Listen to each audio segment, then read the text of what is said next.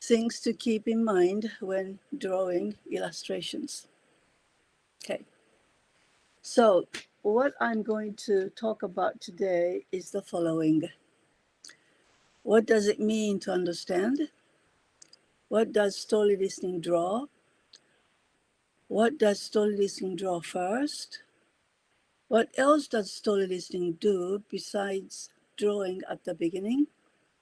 Vocabulary profile, drawing and linguistic supplementation, drawing and other comprehension aiding supplementation make the language input optimal, neuroscience, substantial language acquisition from story listening. Where on the Blackboard do you start drawing? So these are the things that I'm going to talk about today. So number one, what does it mean to understand? I recently read a book by Dr. Yamadori, Japanese neuroscientist, and he said in the book called "What is it? What does it mean to understand?" This is the title of his book, and he said it means to be able to put it into action. So I guess it could mean something like with a TPR, total physical response. They understand what walk is, and therefore they put it into action, I guess. Okay. But in our case, it's not to put it in action.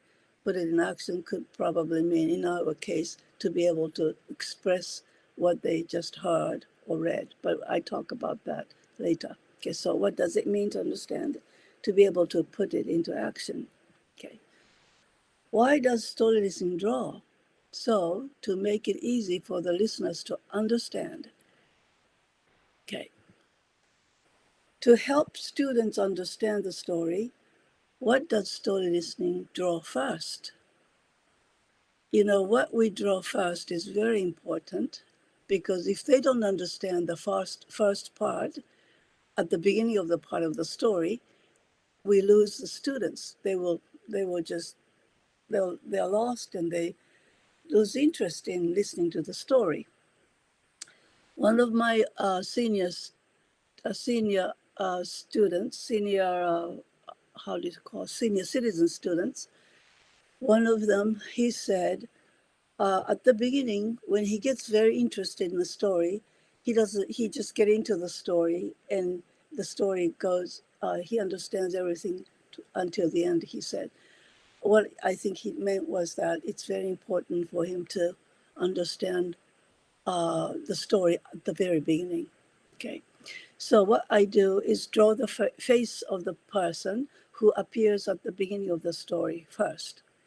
The face will be different depending on whether it is a man or a woman, or an adult or a child.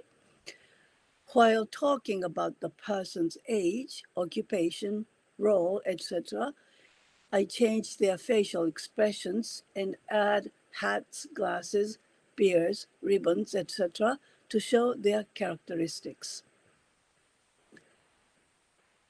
What else does story listening do besides drawing at the beginning?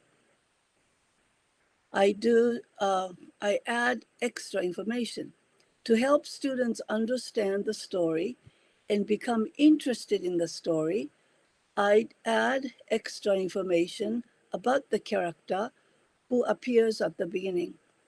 To help students understand the extra information we draw when I add extra information too. So for example, if the story starts with once upon a time, there was an aged man, I will expand the sentence into this 9-word sentence into about 100 words. I say, once upon a time, a long time ago, many, many years ago. Maybe it was 200 years ago, or maybe 300 years ago. There was a man. He was not young. He was old and had a long beard. The beard was long and white. He had wrinkles around his eyes. He was 105 years old. He walked with a cane. His back was bent. He was not weak. He was not weak, and he was not strong. I'm sorry. He was not strong, and or he was weak, and he was no longer a strong man. He was old and weak. He walked slowly. He could not run anymore. He was an old man. He was an aged man. So I say these things because these things come up later. Okay, in the text, the story, the story will explain how old he was, and maybe his back was bent and he walked with a cane, type of thing, in the text later. Therefore, I bring in this information first, instead of just saying once upon a time there was an aged man. Okay. Okay. So drawing in extra information to promote more comprehension. They hear my words, auditory input, and then they start imagining things, images, and then that causes, not causes, but that brings out their experiences. They start thinking about their experiences with an old man, and then that leads to comprehension, and I think that will lead to memory. So when I draw a picture, I draw a man first, and then I start drawing wrinkles, and I write 105, 105 years old. I draw I draw a beard and make it long, and I will probably write down beard and long and not young and things like that around this old man's face. And then if I say, when I say he walked slowly, he was bent, his back was bent, and he walked with a cane, I draw a picture like that. Okay, my pictures right here don't look very good, but the reason why it's not as good as I can probably can draw, is because I was drawing with my finger on I, the place where you move your fingers to move your cursor. I don't have a mouse anymore with this new computer, so this doesn't look very good, but this is good enough. Okay. So the words on the board. I write the words on the board, on the Blackboard, that I think are helpful for the listeners to understand the content. So the words you write on the board are different depending on who you are telling the story to. So if it's too easy, then you don't have to write it. But it depends whom you're talking to. For example, when I was thinking about talking about this, this sentence was to the very low-level students. When I start the story by saying, "Once upon a time there was a man," write a man after I draw a man's face under the man's face. So I write a man under the man's face. And then I say he was not young, he was not a young man. And then I write not young. When when I add wrinkles to the man's eyes, I write wrinkles next to his face. When I say he was an old man, I write old next to not young. When I draw a long beard on the man's chin, then I write beard and so on. Write a word even when you know that they already know the word, such as man. So we know that the word man is very easy. One of the first words students learn. And we know that they know it, but I write it anyway. I don't know why I write it anyway, but I always draw a man's face, if it's a man, a king or old man, or whoever. If the gender is a man, I draw a picture of a man. And I always write the word man. And I think it helps. It just helps them start creating an image in their mind or in their head. Okay. And when I was reading this book by this Dr. Yamadori, it sounded so similar to what I unconsciously have done when I told stories. And so I think what I have been doing is correct, I think. So the words on the board, there are these many words like man, not young, wrinkles, old, long beard, white, 105 years old, cane, back, bent, not young, no longer, strong man, weak, slowly, cannot, run, not anymore, old man, aged man. But this is not a list of words written on the blackboard. Write these words near the picture separately. Okay, so, but these are the words. And next, what I'd like to talk about is this vocabulary profile. You know, the story that I just created to make this once upon a time there was an aged man to 100 words. This text, this is not text, but this short paragraph is 100 words, and total words is 100. And mostly the words that I used in the paragraph was the first 1,000 word level words. There were only two second 1,000 words were, there were two words that came from the second 1,000 words list. Is that why you say it? And so there was bent and weak was from the second 1,000 word list. And then there was a word beard comes from the 4,000 or 4,000 words list. And cane and wrinkles come from the fifth 1,000 words list. And so even when everybody understands the text, the paragraph that I plan to use the words that they understand. So everybody understand what I am saying, but then also they also hear these words that come from outside of the first 2,000 high frequency words, from just listening to a teacher tell the first sentence.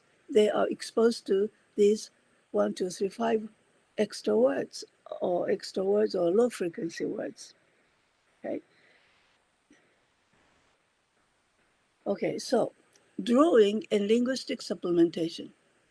Story listening teacher, or I act not only as a picture dictionary, but also a thesaurus. I use synonyms and antonyms. I act as a dictionary, which means I explain about the person or what it is in words, in English language. Or I act as a commentator, comments and explains what is happening in the scene and what the character in the story are doing, type of thing. So when I draw, it's not just drawing in words, but it's also offering other words, explaining about the action and the character and motivation of the character or sorts of thing. So story listening teacher acts not as a picture dictionary, but also as these different things.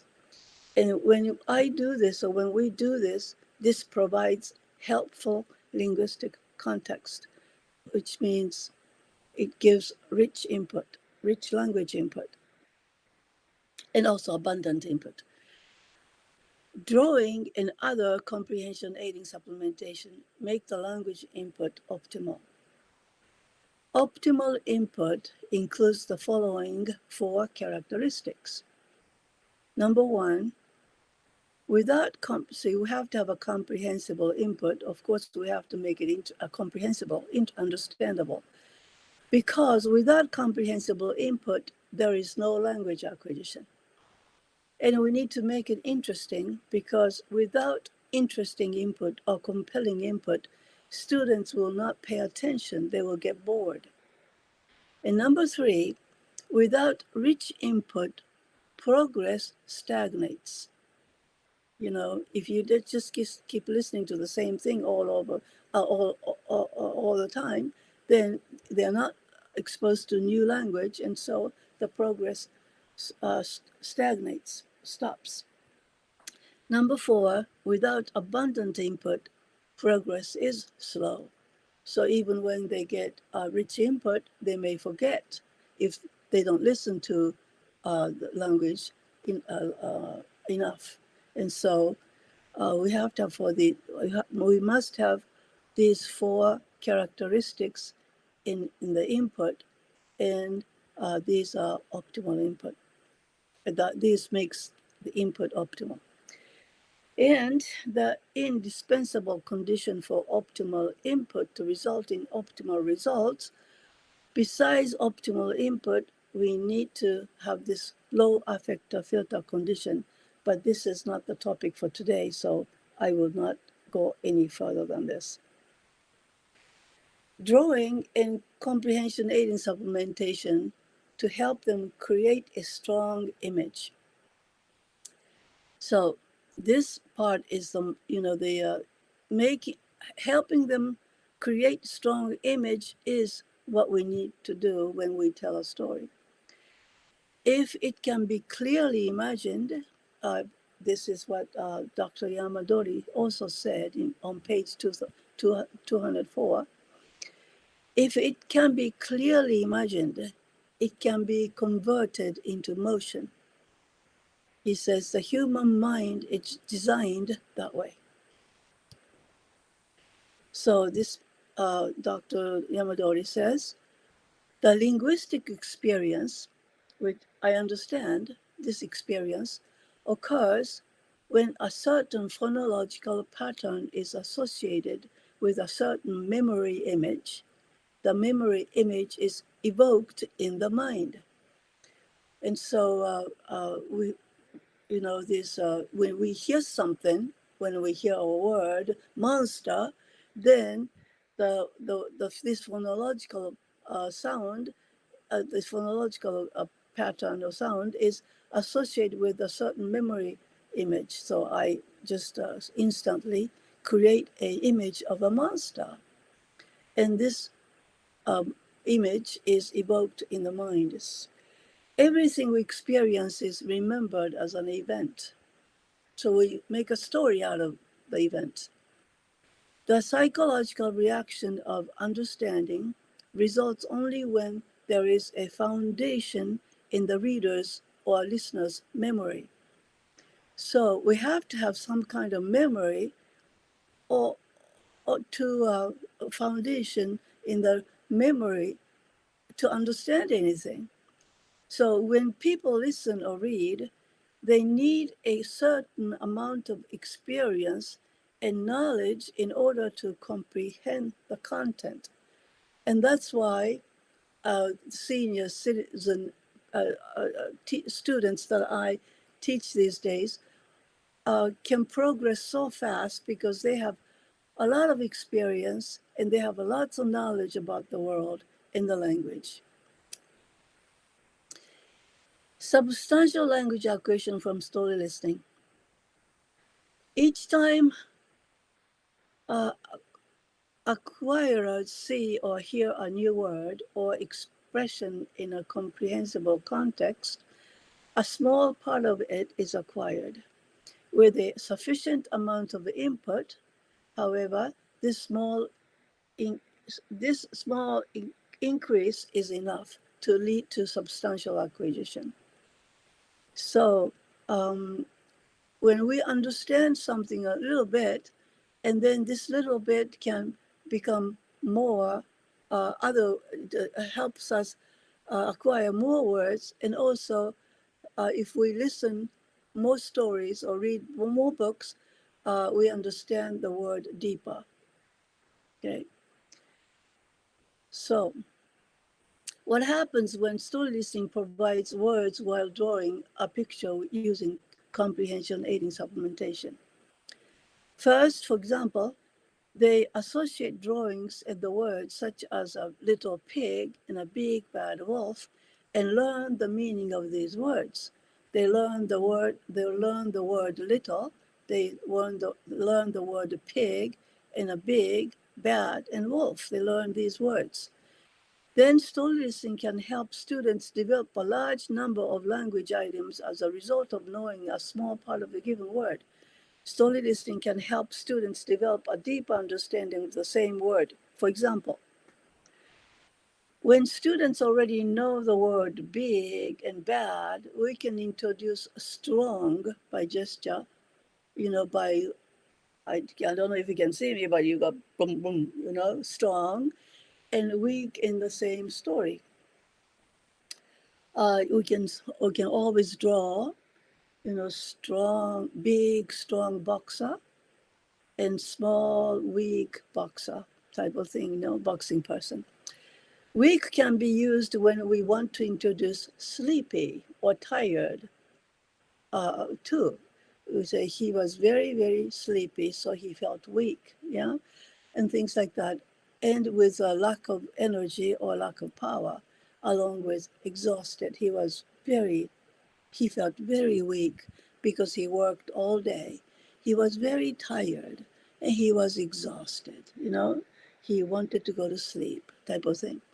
So after understanding strong and weak as physical strengths, students begin to experience the word weak in a variety of contexts when they hear the word weak, in different stories, such as he was a weak leader, weak in mathematics, weak coffee, and weak argument. The understanding of the word weak will become deeper and wider.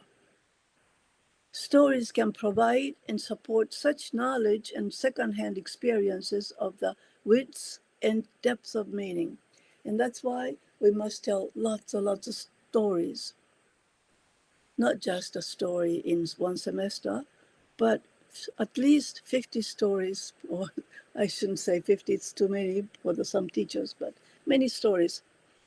But I do tell 3 stories in one class now, and in 90 minutes. And my students this semester come to school 12 times, 12 weeks. So 12 times 3 would be 36. It's 36 stories in one semester. So if you had 2 semesters, students can listen to 70 stories, okay, in 1 year. So this is the last one. Where on the blackboard do you start drawing? Okay, I draw from left to right.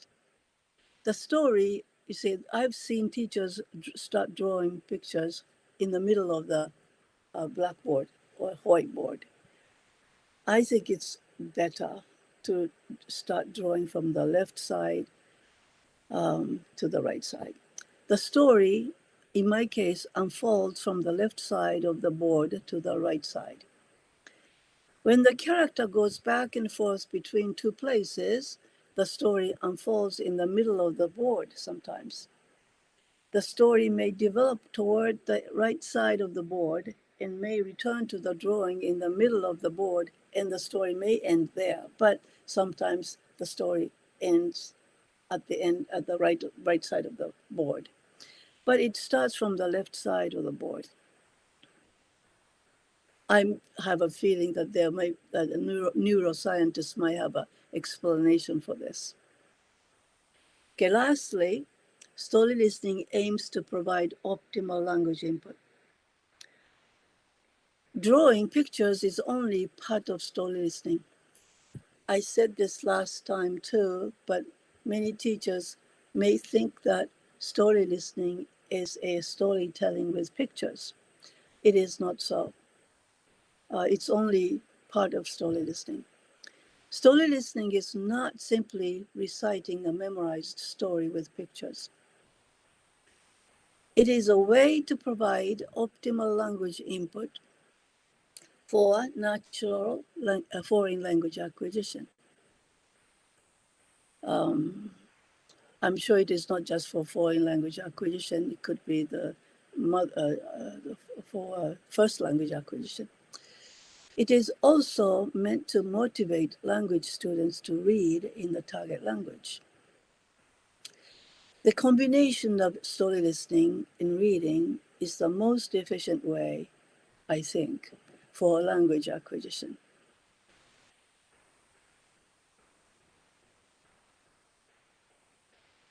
Without story listening, it is hard to get language students to become pleasure readers, in my experiences. Story listening is a bridge to reading. Story listening helps students go across the bridge. Thank you. And this is the end of my presentation.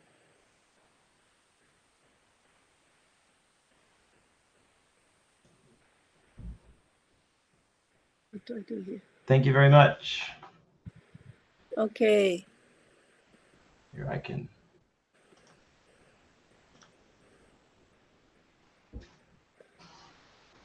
So do you have any questions?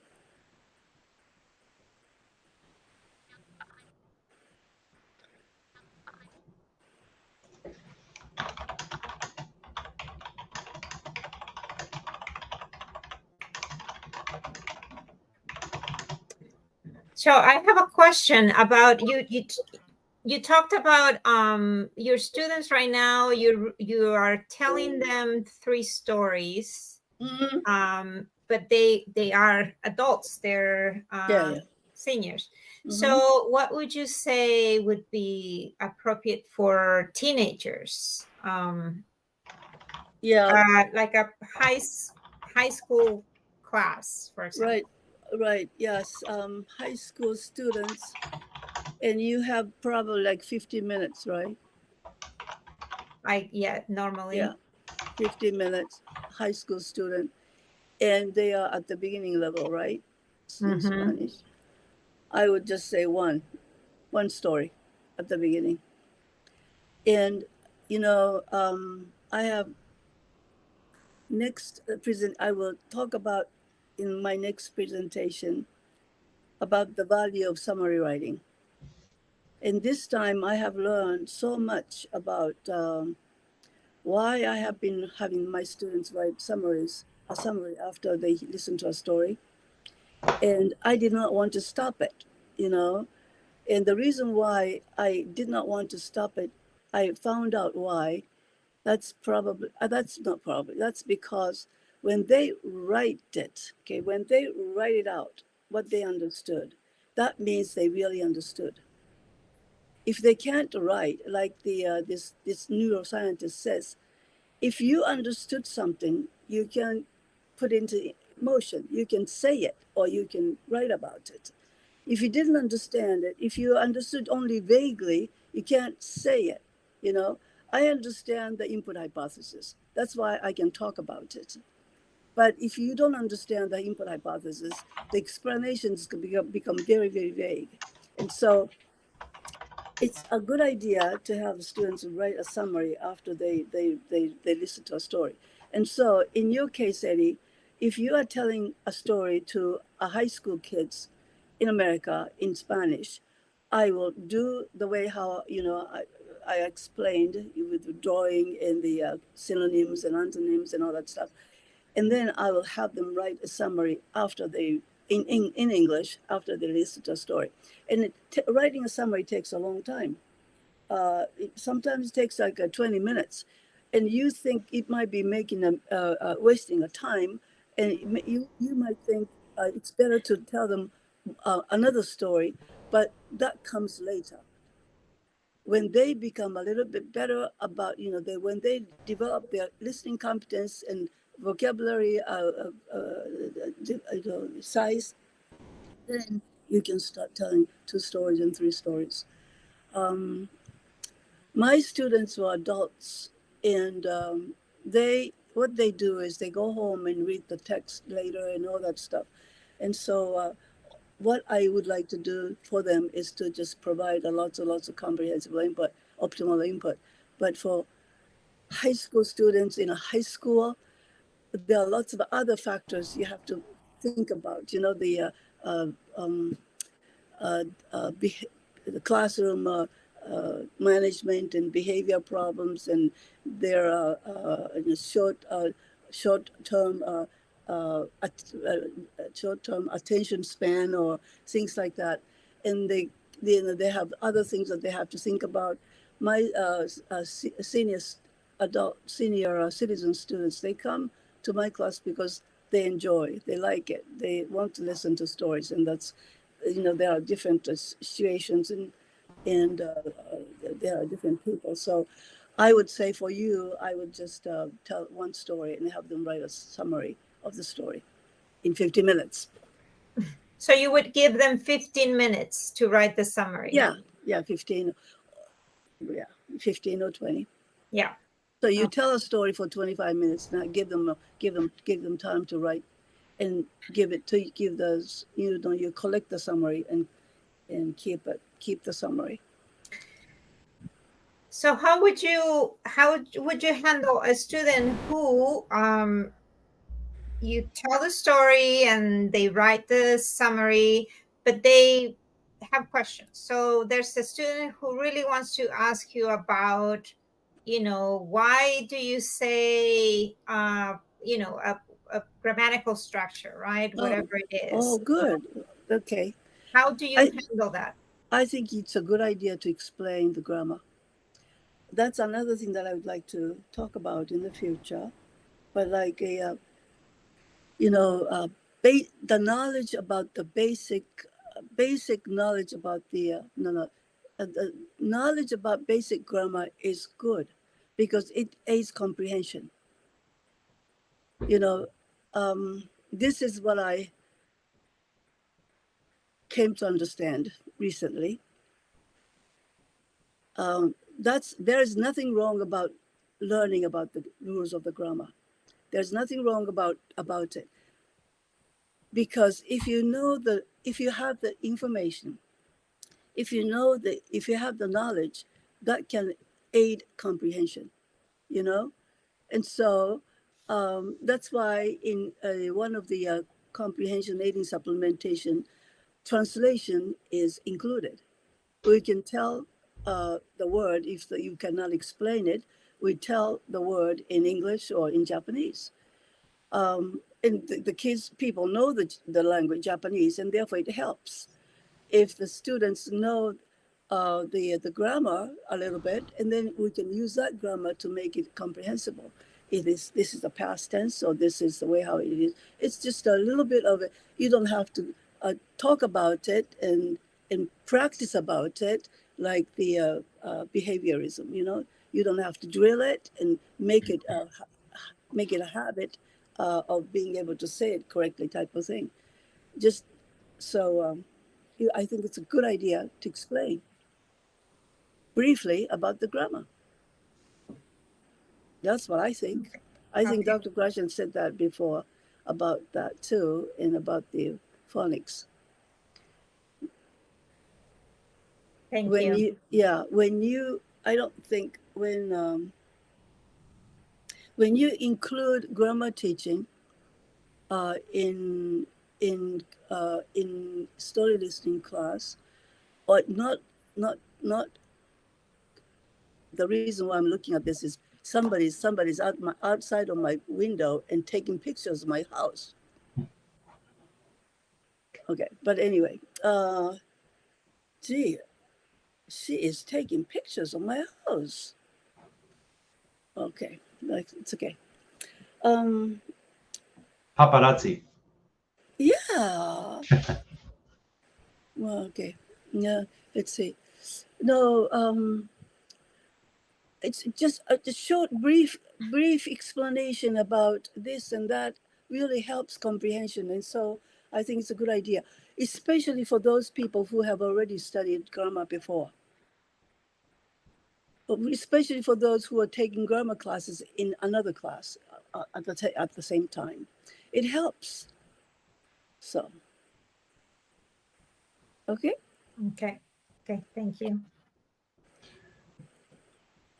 We have a question from Belen. She says she has a senior student and she's told him about 30 stories and he notices differences and improvements and he likes the story, but now has a girlfriend who speaks Spanish and he needs to communicate with her. So he said he wants to keep doing stories, but wants to work on some other things like pronunciation or common phrases. So her question is if she should do this for maybe 45 minutes of story listening and 15 minutes for common phrases or other things, does that hurt the process? No. You know, let's see. People, you know, my student told me when she tells other people that she's been taking classes in English, and every one of them asks her, can you speak English now? They say.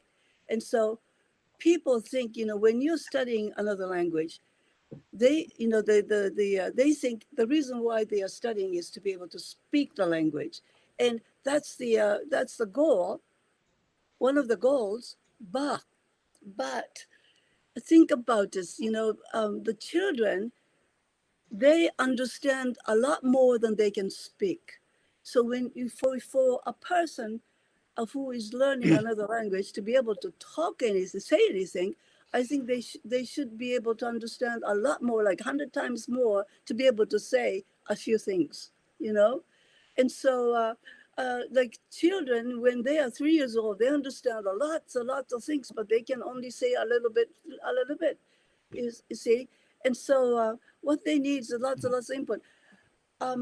If they, you know, because it is adult, because the person is adult and he wants to communicate, I mean, if he can practice and he can learn some phrases from you, and he can practice, and you can correct his pronunciation, but I don't think his pronunciation will be corrected to become perfect until he listens enough so that he understands how it should sound like. And if he knows how it should sound like, then he should be able to say it, I think. Yeah. And so you can, I don't think Dr. Krashen, or I don't say don't talk or don't teach, you know, if it helps, I think it's a good idea, because if you tell them don't talk, then they will get frustrated and they might not like to come to your class anymore. And so, yeah, just if they want to talk, you know, you can teach them how to say, how are you? And I love you. And, and I like this and things like that in Spanish. And then that'll be good, I think.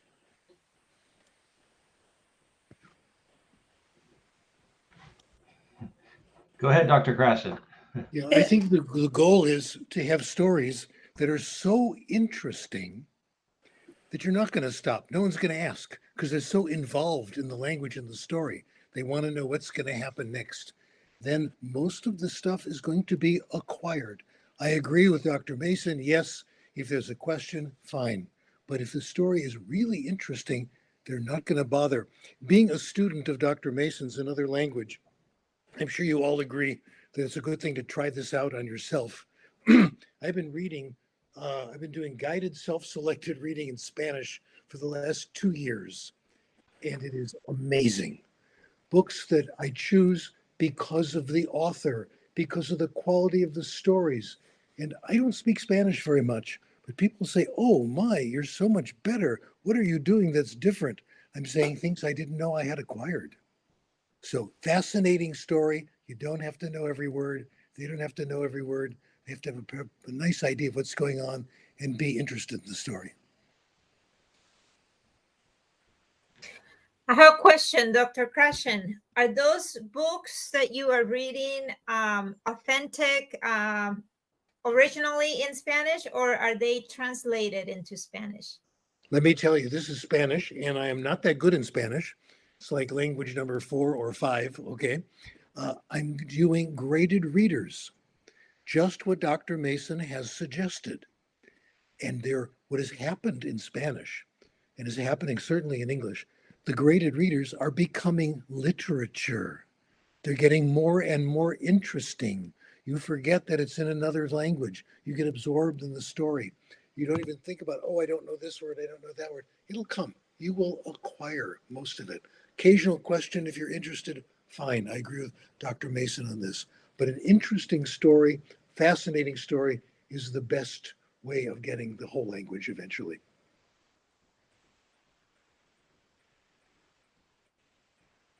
Yeah. Yes. Okay, so I don't want to take all the questions, but so if you already knew the stories in English, is that still interesting to you? Not to me. Huh? No. Not to me, unless it's a different interpretation. Yeah. Okay. So when we do story listening too, at the beginning we use familiar stories so that will help them guess the content of the story, flow of the story.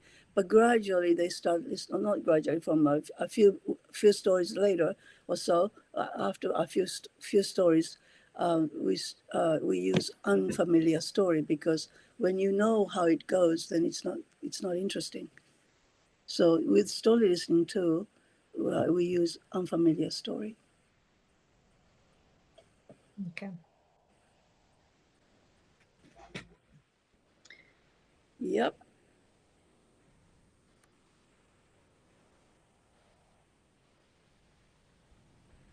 Chris, are we done? Well, it's we have a little more time if there's any more questions, but we don't need to. The idea hopefully is we'll have more of these kind of frequent little kind of sessions where people can ask some questions, have a brief presentation. So there'll be more opportunities, but certainly if anyone has any more questions, they're welcome to ask them.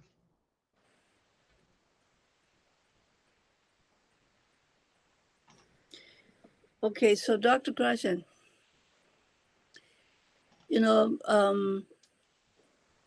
some people talk about pop-up grammar in. Oh yeah, I remember that. Yeah, so that I wasn't sure before, like 7, 8 years, 10 years ago, but then I think it's a good idea because it helps comprehension. As long as it's not extended explanation of the grammar, right, and things like that. Yeah, this was Blaine Ray's idea, and the good thing about it is that it really is pop-up, and there's a quick explanation, then you get back to the story. Yeah, that was a good idea, I think. Yeah, I think so too. I want the story to be so interesting, though. You're not even tempted. You're so involved, and you want to know what's next. That's right. Yeah. My student said the other day, she said, when I'm telling a story, I'm really, I am in the story and I'm telling the story. It's not like I am teaching, but I am really, how did she say it? I'm really into the story. I'm enjoying telling the story, she said. And so that may be a good idea too. I don't know. That's what my students said.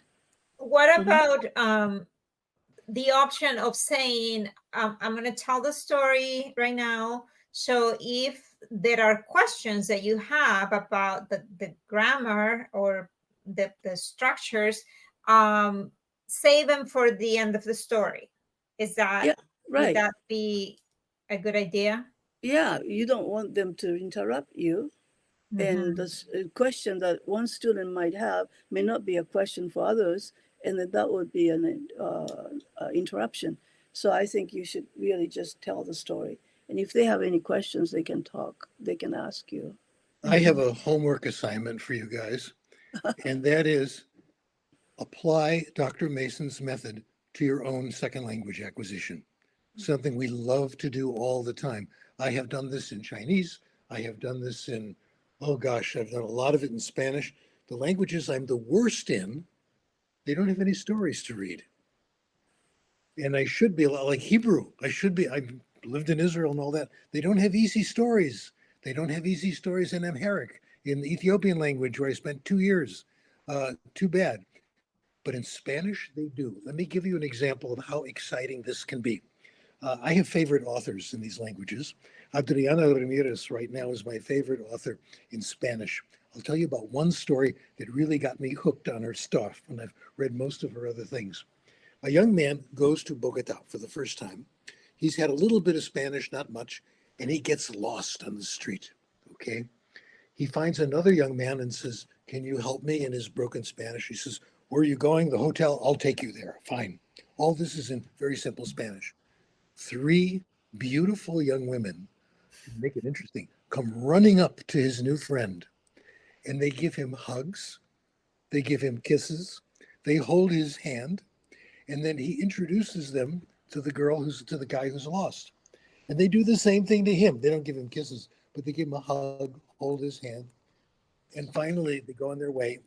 And the guy says to this friend that he's helping, he says, "I'll bet you're wondering what's going on here." Okay. Nothing exciting. I've known these girls since they were little kids. 2 of them are my cousins. This is the way we are in Colombia. This is our style. There's no romance. There's no flirtation. This is how it is. So what she does in the whole book is set up these interesting, ambiguous situations, explains them. It's fascinating. It's so exciting. You don't want explanations. You want to know what's going to happen next in the story. And she manages to teach a little bit of culture. So I'm thanking Beniko for introducing this and for my doing it in Spanish. It has turned out to be very, very exciting. I read these little stories every day, and I suggest you do it yourself and see how often you really want to look things up. Occasionally, yes, but not too much. Good. Very good. Sehr gut. Dankeschön. I think that's one reason my German got good is when I lived in Austria for a while. We had the other students in the German class. We would recommend easy stories to each other. Try this novel by Heinrich Böll. It's really simple and it's good. So we got good stuff all the time. Easy, exciting literature that is comprehensible. You don't need to know every word, but you want to turn the page. You want to know what's going to happen next.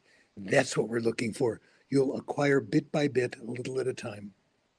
Right. But see, in order for you to be able to enjoy those books, you already had lots of auditory input in Germany. Absolutely. Yeah. You're absolutely right about story listening coming first, which is why I follow your advice and I, do it right away. You do it after you've had a semester, sometimes more. And let me tell you a little more what Dr. Mason does, because she's very shy, as you know, and I'll tell you how clever she is. The first day, this is genius, Beniko, this is wonderful. The students, they've had like 1 semester or 2 of listening to stories. They come into the classroom and there's a table in the middle with all kinds of graded readers. And they go around the table, pick out stories that they might enjoy. With the help of the teacher, they find ones. They don't have to finish each one. Some are too hard, some are too easy, but they have a good chance of getting stories that are being interesting for them very early in the semester. And there's lots of them to choose from. You want, Dr. Mason has, when she worked at one school, she had a library of several thousand graded readers in English. That's what we're looking for. Try one, try another one, you'll find the right one. So we're off to a good start with this. Yeah, so we have the students receive lots of auditory input. Yes. And then when they start having this sort of a not really high, but good listening comprehension skills with, some vocabulary, and then they can start reading. Right. And not only because of the listening comprehension and vocabulary, but when they listen to lots of stories, they become interested in knowing more interesting stories. And so they look for books to read. And so it's really a good way to take students to books. A story listening is a good way. It's a bridge to books, reading. Absolutely. Yeah. And so I say I wasn't a reading teacher to begin with, but I introduced story listening into the reading program because not everybody was reading and not everybody was interested in reading. And so at least I thought if I give, if I tell stories, they'll receive auditory input in the classroom. And then what happened was after they listened to enough stories, they began to go to the library. And so yeah, that's how I discovered that the story listening must be quite good for taking them to books, leading them to books. Right. Yeah. Okay. All right. Do you have, Dr. Mason, any thoughts on your next presentation topic? What I'd like to talk about next is a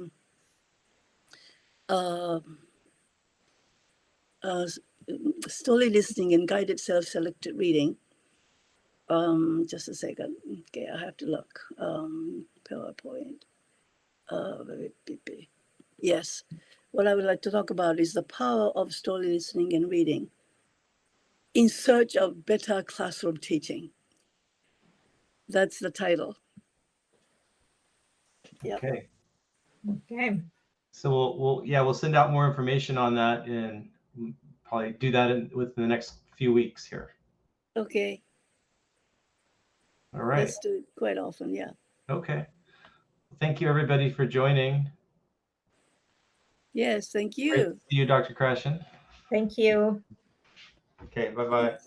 Bye-bye, everybody. Bye. Bye.